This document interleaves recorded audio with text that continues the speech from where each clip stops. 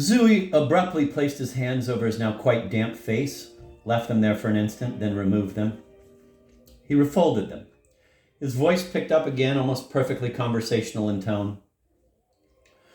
The part that really stumps me, is that I can't see why anybody, unless he was a child or an angel or a lucky simpleton like the pilgrim, would even want to say the prayer to a Jesus who was the least bit different from the way he looks and sounds in the New Testament. My God, he's only the most intelligent man in the Bible, that's all. Who isn't he head and shoulders over? Who? Both testaments are full of pundits, prophets, disciples, favorite sons, Solomon's, Isaiah's, David's, Paul's. But my God, who besides Jesus really knew which end was up? Nobody. Not Moses. Don't tell me Moses. He was a nice man and he kept in beautiful touch with his God and all that, but that's exactly the point. He had to keep in touch. Jesus realized there is no separation from God.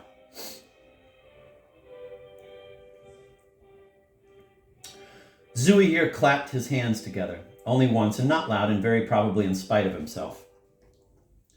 His hands were refolded across his chest almost as it were before the clap was out. Oh my God, what a mind, he said. Who else, for example, would have kept his mouth shut when Pilate asked for an explanation? Not Solomon. Don't say Solomon. Solomon would have had a few pithy words for the occasion. I'm not sure Socrates wouldn't have, for that matter. Credo or somebody would have managed to pull him aside just long enough to get a couple of well-chosen words for the record. But most of all, above everything else, who in the Bible besides Jesus knew that we're carrying the kingdom of heaven around with us inside, where we're all too goddamn stupid and sentimental and unimaginative to look? You have to be a son of God to know that kind of stuff. Why don't you think of these things? I mean it, Franny. I'm being serious. When you don't see Jesus for exactly what he was, you miss the whole point of the Jesus prayer. If you don't understand Jesus, you can't understand his prayer. You don't get the prayer at all. You just get some kind of organized cant. Jesus was a supreme adept by God on a terribly important mission. This was not St. Francis with enough time to knock out a few canticles or to preach to the birds or to do any of the other endearing things so close to Franny Glass's heart. I'm being serious now, goddammit. How can you miss seeing that? If God had wanted somebody with St. Francis's consistently winning personality for the job in the New Testament, he'd have picked him, you can be sure. As it was, he picked the best, the smartest, the most loving, the least sentimental, the most unimitative master he could possibly have picked. And when you miss seeing that, I swear to you, you're missing the whole point of the Jesus prayer. The Jesus prayer has one aim and one aim only: to endow the person who says it with Christ consciousness. Not to set up some little cozy, holier-than-thou trysting place with some sticky, adorable, divine personage who'll take you in his arms and relieve you of all your duties and make all your nasty Weltschmerzen and Professor Tuppers go away and never come back.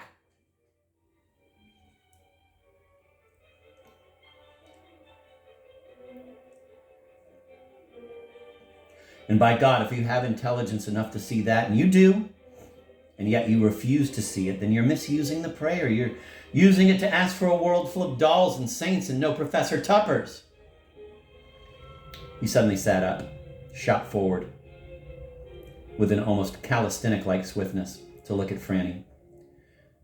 His shirt was, in the familiar phrase, wringing wet. Quote, if Jesus had intended the prayer to be used for... Zooey broke off. He stared over at Franny's prostrate, face-down position on the couch and heard, probably for the first time,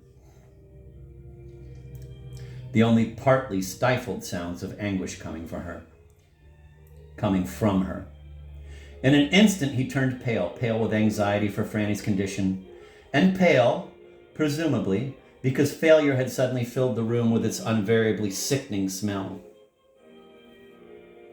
The color of his pallor, however, was a curiously basic white, unmixed, that is, with the greens and yellows of guilt or abject contrition. It was very like the standard bloodlessness in the face of a small boy who loves animals to distraction. All animals. And who has just seen his favorite bunny-loving sister's expression as she opened the box containing his birthday present to her. A freshly caught young cobra with a red ribbon tied in an awkward bow around its neck. Jesus Christ. He stared at Franny for a full minute.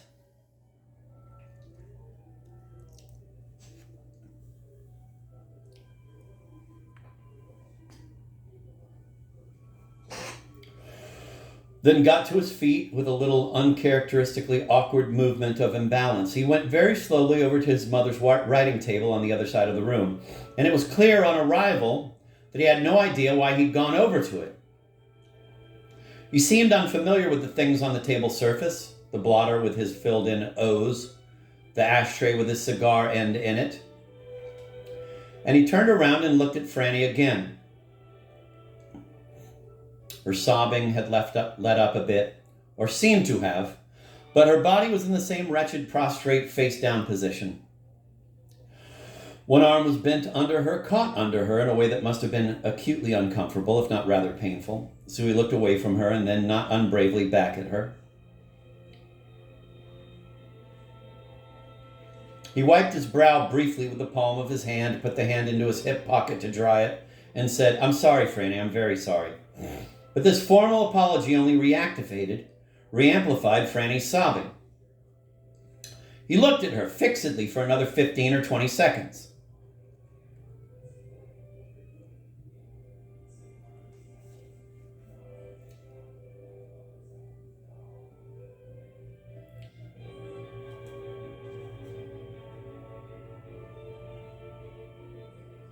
Then he left the room via the hall, closing the doors behind him.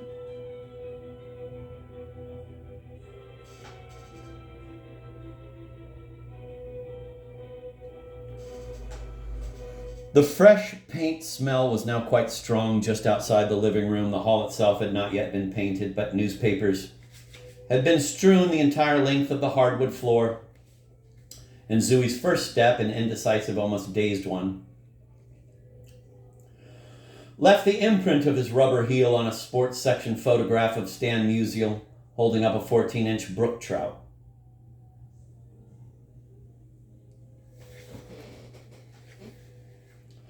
On his fifth or sixth step, he barely missed colliding with his mother, who had just come out of her bedroom. "I thought you'd gone," she said. She was carrying 2 laundered and folded cotton bedspreads. "I thought I heard the front..." She broke off to take in Zooey's general appearance. "What is that? Perspiration?" she asked. Without waiting for a reply, she took Zooey by the arm and led him, almost swept him, as if he were as light as a broom, into the daylight coming out of her freshly painted bedroom. "It is perspiration." Her tone couldn't have held more wonder and censure if Zooey's pores had been exuding crude oil. "What in the world have you been doing? You just had a bath. What have you been doing?" "I'm late now, fatty. Come on, one side," Zooey said. The Philadelphia high boy had been moved out into the hall, and together with Miss Glass's person, it blocked Zooey's passage. "Who put this monstrosity out here?" he said, glancing at it. "Why are you perspiring like that?" Mrs. Glass demanded, staring first at the shirt, then at him. "Did you talk to Franny? Where have you just been? The living room?" Yes, the living room. And if I were you, incidentally, I'd go look in there for a second. She's crying, or was when I left." He tapped his mother on the shoulder. "Come on now, I mean it. Get out of there. She's crying again? Why? What happened?" "I don't know, for Christ's sake. I hid her poo books." "Come on, Bessie, step aside, please. I'm in a hurry." Mrs. Glass, still staring at him, let him pass. Then almost at once she made for the living room at a clip that scarcely gave her leave to call back over her shoulder, "Change that shirt, young man."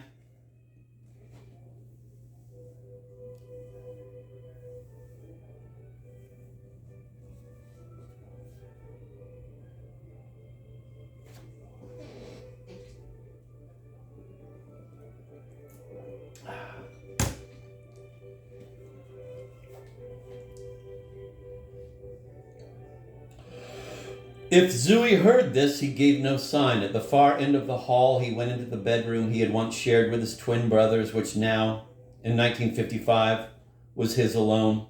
But he stayed in his room for not more than 2 minutes. When he came out, he had on the same sweaty shirt. There was, however, a slight but fairly distinct change in his appearance. He had acquired a cigar and lighted it. And for some reason, he had an unfolded white handkerchief draped over his head, possibly to ward off rain or hail or brimstone.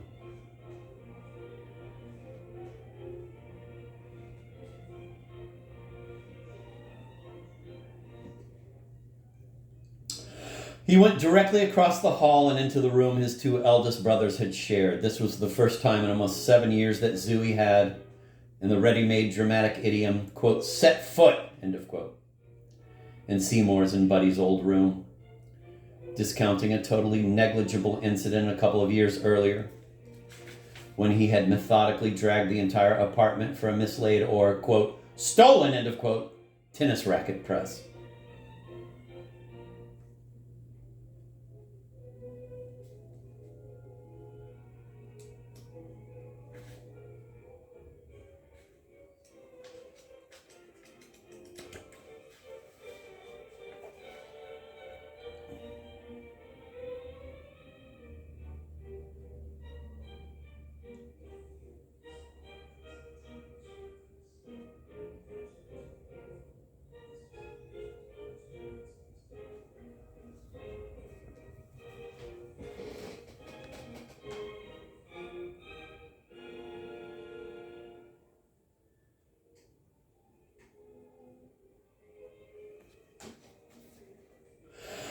He closed the door behind him as tightly as possible and with an expression implying that the absence of a key in the lock met with his disapproval.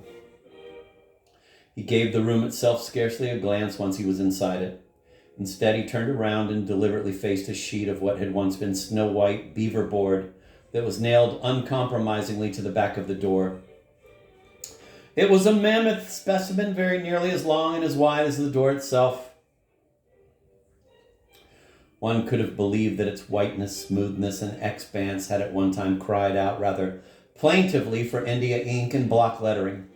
Certainly not in vain, if so. Every inch of visible surface of the board had been decorated with 4 somewhat gorgeous-looking columns of quotations from a variety of the world's literatures. The lettering was minute, but jet black and passionately legible, if just a trifle fancy in spots and without blots or erasures. The workmanship was no less fastidious even at the bottom of the board near the door sill where the 2 penmen, each in his turn, had obviously lain on their stomachs.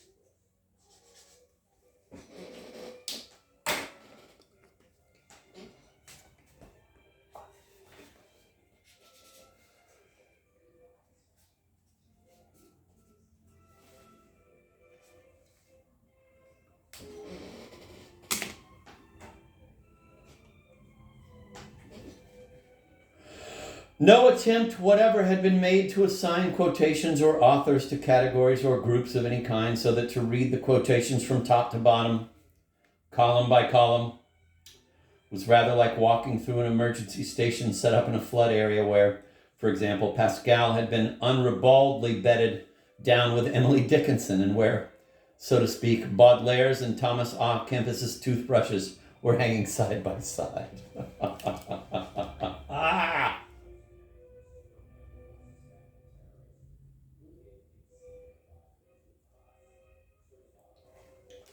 I'm going to reread that one just to highlight it in this recording. To read the quotations from top to bottom, column by column, was like walking through an emergency station set up in a flood area where, for example, Pascal had been unribaldly bedded down with Emily Dickinson, and where, so to speak, Baudelaire's and Thomas A. Kempis's toothbrushes were hanging side by side. Jesus Christ, Jesus.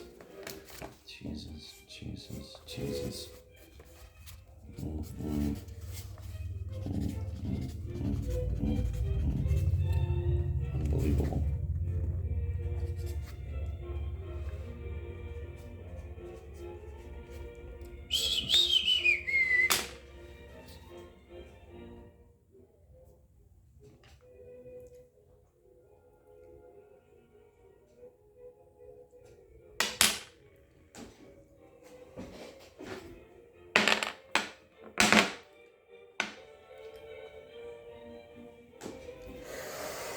Zooey, standing in just close enough, read the top entry in the left-hand column, then went on reading downward. From his expression or lack of it, he might have been killing time on a railway platform, reading a billboard advertisement for Dr. Scholl's foot pads. Quote, "You have the right to work, but for the work's sake only. You have no right to the fruits of work. Desire the fruits of work must never be your motive in working. Never give way to laziness either. Perform every action with your heart fixed on the Supreme Lord. Renounce attachment to the fruits. Be even tempered," underlined by one of the calligraphers, "in success and failure, for it is this evenness of temper which is meant by yoga. Work done with anxiety about results is far inferior to work done without such anxiety. In the calm of self-surrender, seek refuge in the knowledge of Brahman. They who work selfishly for results are miserable." End of quote. Bhagavad Gita. Next quote. Quote, "It loved to happen," end of quote. Marcus Aurelius. Quote, "O snail, climb Mount Fuji, but slowly, slowly," end of quote. Issa. "Concerning the gods, there are those who deny the very existence of the Godhead. Others say that it exists, but neither bestirs nor concerns itself, nor has forethought for anything. A third party attribute to it existence and forethought. Attribute to it existence and forethought, but only for great and heavenly matters, not for anything that is on earth. A fourth party admit things on earth as well as in heaven, but only in general, and not with respect to each individual. A fifth, of whom were Ulysses and Socrates, are those that cry, 'I move not without thy knowledge,' end of quote. Epictetus. Quote, "The love interest and climax would come when a man and a lady, both strangers, got to talking together on the train going back east. 'Well,' said Mrs. Croot, for it was she, 'what did you think of the canyon?' 'Some cave,' replied her escort. 'What a funny way to put it,' replied Mrs. Croot. 'And now play me something,' end of quote. Ring Lardner, How to Write Short Stories.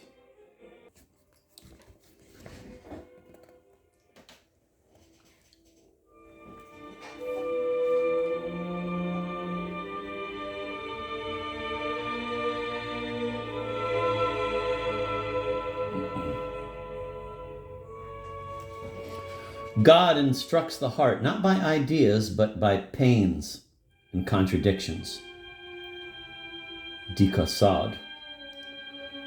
"Papa!" shrieked Kitty, and shut his mouth wide with her hands. "Well, I won't," he said. "I'm very, very pleased. Oh, what a fool I am." He embraced Kitty, kissed her face, her hand, her face again, and made the sign of the cross over her. And there came over Levin a new feeling of love for this man, till then so little known to him, when he saw how slowly and tenderly Kitty kissed his muscular hand. Anna Karenina.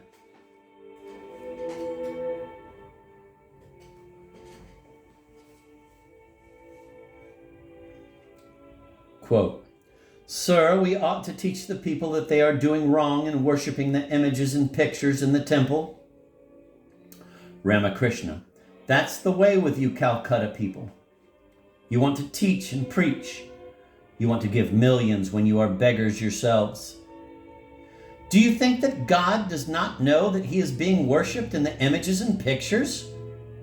If a worshiper should make a mistake, do you not think God will know his intent? End of quote. The Gospel of Sri Ramakrishna. Quote, "Don't you want to join us?" I was recently asked by an acquaintance when he ran across me alone after midnight in a coffee house that was already almost deserted. "No, I don't," I said. End of quote. Kafka.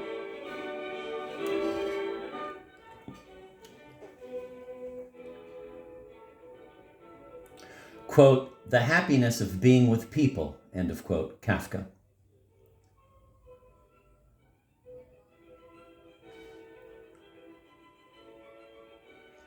St. Francis de Sales' prayer. Yes, Father.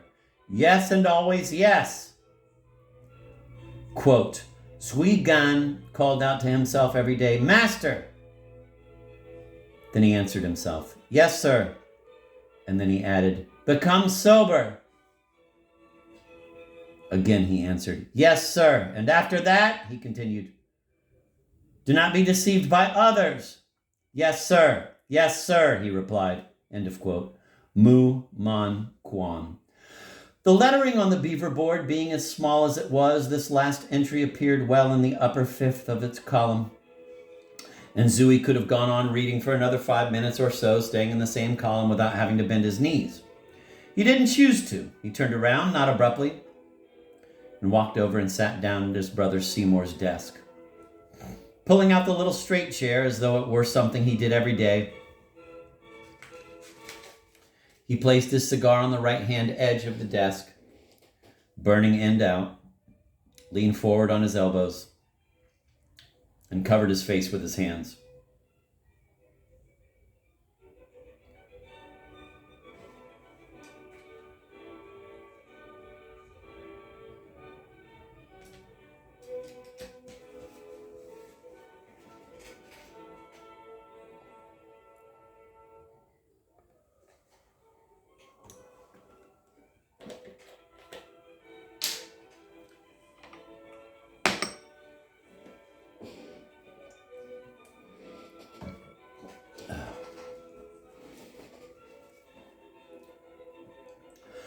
Behind him and at his left, 2 curtained windows with their blinds half drawn faced into a court, an unpicturesque brick and concrete valley, through which cleaning women and grocery boys passed grayly at all hours of the day.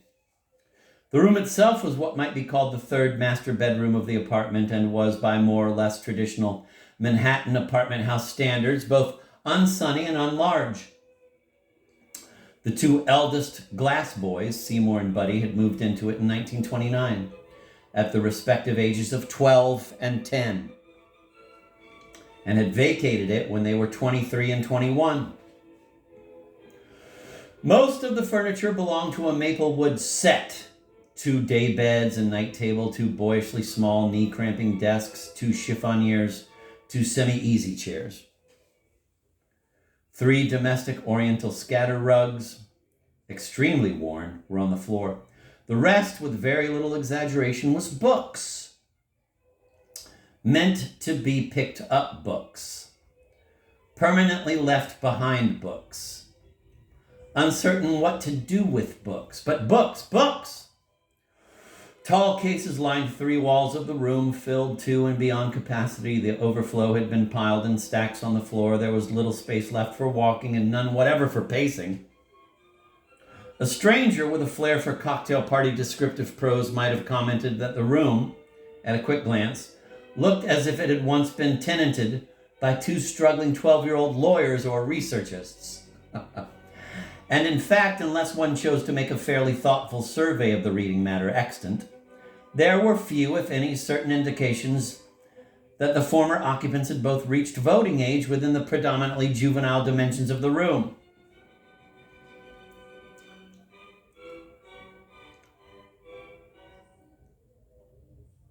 True, there was a phone, the controversial private phone, on Buddy's desk, and there were a number of cigarette burns on both desks, but other, more emphatic signs of adulthood, stud or cuff button boxes, wall pictures, the telling odds and ends that collect on chiffonier tops, had been removed from the room in 1940 when the two young men, quote, branched out, end of quote, and took an apartment of their own.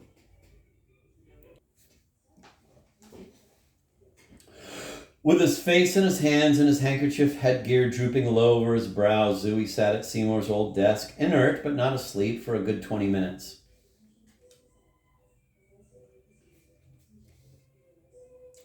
Then, almost in one movement, he removed the support for his face, picked up his cigar, stowed it in his mouth, opened the left-hand bottom drawer of the desk, and took out, using both hands, a 7 or 8 inch thick stack of what appeared to be, and were, shirt cardboards. He placed the stack before him on the desk and began to turn the cards over 2 or 3 at a time. His hand stayed only once, really, and then quite briefly.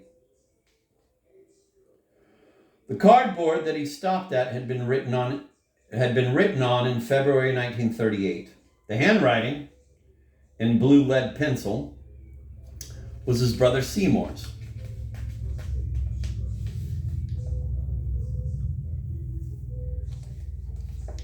Quote, "My 21st birthday. Presents, presents, presents. Zooey and the baby, as usual, shopped Lower Broadway.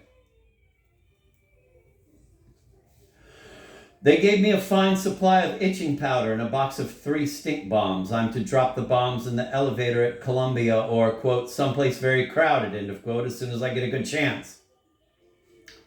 Several acts of vaudeville tonight for my entertainment lesson. Bessie did a lovely soft shoe on sand swiped by Boo Boo from the urn in the lobby.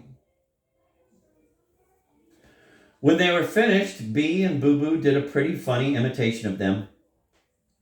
Les nearly in tears. The baby sang Abul Amir. Z did the Will Mahoney exit Les taught him.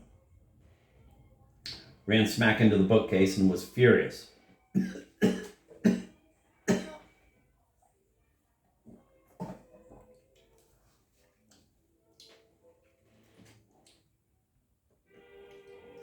The twins did Bees and my old Buck and Bubbles imitation, but to perfection, marvelous. In the middle of it, the doorman called up on the house phone and asked if anybody was dancing up there. A Mr. Seligman on the 4th, end of quote. There, Zooey quit reading.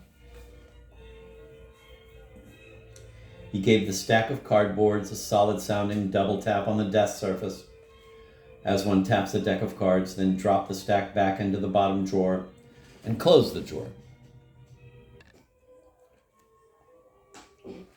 Once again, he leaned forward on his elbows and buried his face in his hands. This time he sat motionless for almost a half hour.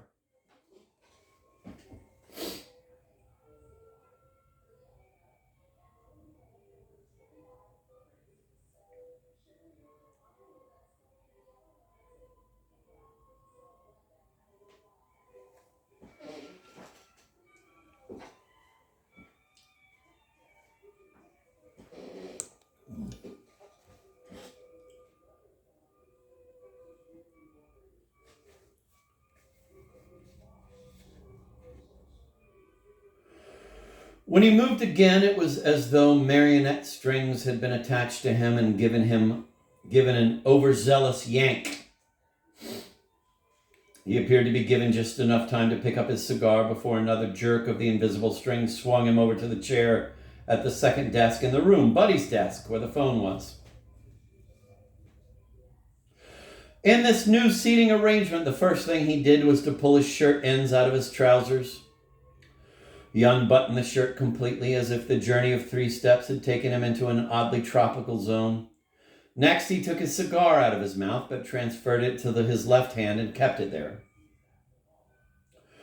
With his right hand, he took his handkerchief off his head and laid it beside the phone, in what was very implicitly a, quote, ready position, end of quote. He then picked up the phone without any perceptible hesitation and dialed a local number, a very local number indeed. When he had finished dialing, he picked up his handkerchief from the desk and put it over the mouthpiece, quite loosely and mounted rather high. He took a deepish breath and waited. He might have lighted his cigar, which had gone out, but he didn't.